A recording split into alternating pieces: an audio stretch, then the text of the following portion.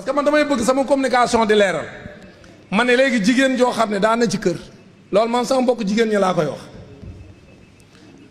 léegi nga nekk ci kër gi am sa borom kër bu weer dee mu fayeeku salaire 500 000 am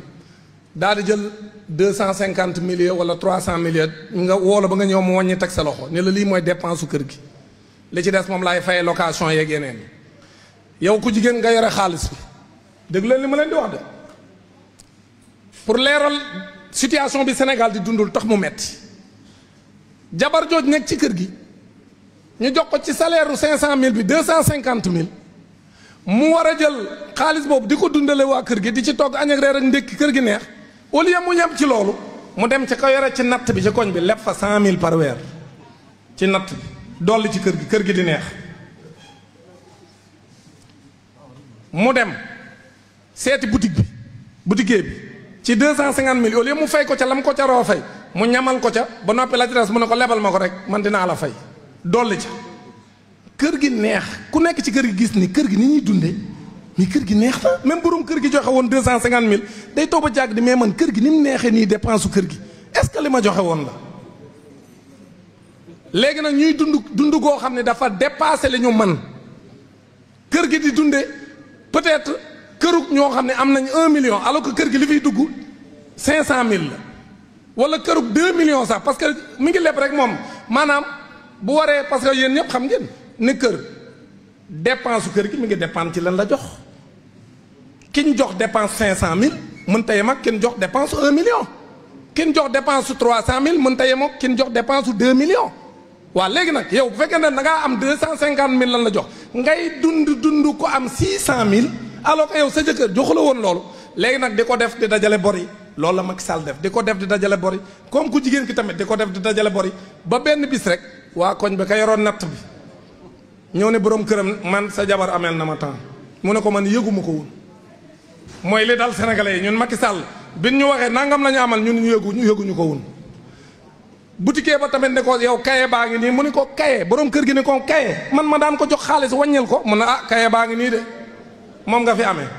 ñoom ñaar ñu xuloo ca mook jabar ci bi ñu xuloo tàqalikoo bi ñu tàqalikoo mu xam ni mënta bañ a takk beneen jabar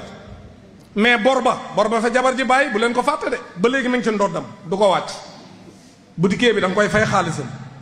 natt bi ci koñ bi da nga koy fay xaalisam ñeneen ñam lépp dugal ci kër gi da nga leen di fay waa léegi kin takkaat moom ku bees nag mën koo méngale ak kii jiite réew mi actuellement tey waa léegi mu ñëw rek ñu ne ko yow tey kër gi daa war a neex nu muy neexee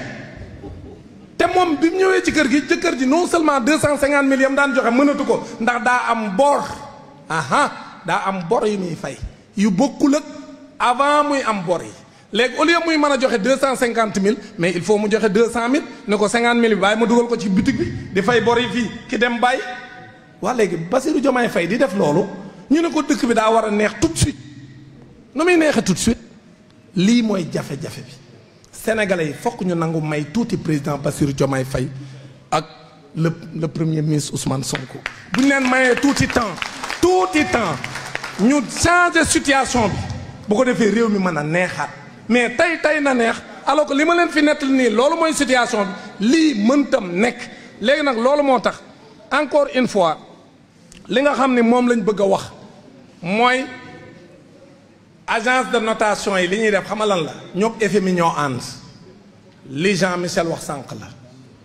nguur gi dafa jël réew mi ni moom day sama bopp ma la gënal dug bañ naa la kenn du may sàkkal yoon wu may jaar sama intérêt askan lay xool alors que nguur yi fi nekkoon xooluñu woon intérêt askan wi mais intérêt français yi intérêt allié français yi intérêt institution Bretton Woods yi loolu lañ fi nekke woon nguuru président Bassirou Diomaye nag ànd ak le premier ministre Ousmane Sonko dañu ñoom intérêt Sénégal moo leen ñor yoon wi ni jaar kenn du leen ko sàkkal ñoom ñooy xool fan la ñuy jaar ci intérêt Sénégal léegi nag loolu moo metti FMI bus bu nekk mu koy pousse ko poussaat le programme du Sénégal nangu ko financé lii rek la ku leen wax leneen gis nga bis bu Macky Sall bis bu président Diomaye d'accord woon li Macky Sall d'accord ñu jaar ci kawam nappaaje ko defloo ko ay infrastructures yoo xam soxlawu ko defloo ko ay dépenses yoo xam soxlawu ko pour ñu lebal ko par force bu doon parce que ñoom dañ lay lebal ba na wax la li nga koy def xooluñu yow li nga soxla liñ bëgg ñoom ngay def président Diomaye ak Sonko nag duñu ay complexé dañ ni leen ci bët ñun Sénégal dootuñu nangu loolu Macky Sall doon nangu Abdou Diouf doon ko nangu Abdoulaye Wade doon ko nangu Senghor doon ko nangu loolu dog na buumu jaam bi dog na bis na ka tey y a un nouveau régime au Sénégal boo am incarné par le PASTEF et ses dirigeants pour que réew mi soppeeku kon na Sénégalais yi accompagner le président Bassirou Diomaye Diakhar Faye nañu accompagner le premier ministre Ousmane Sonko lii laa bëggoon wax di leen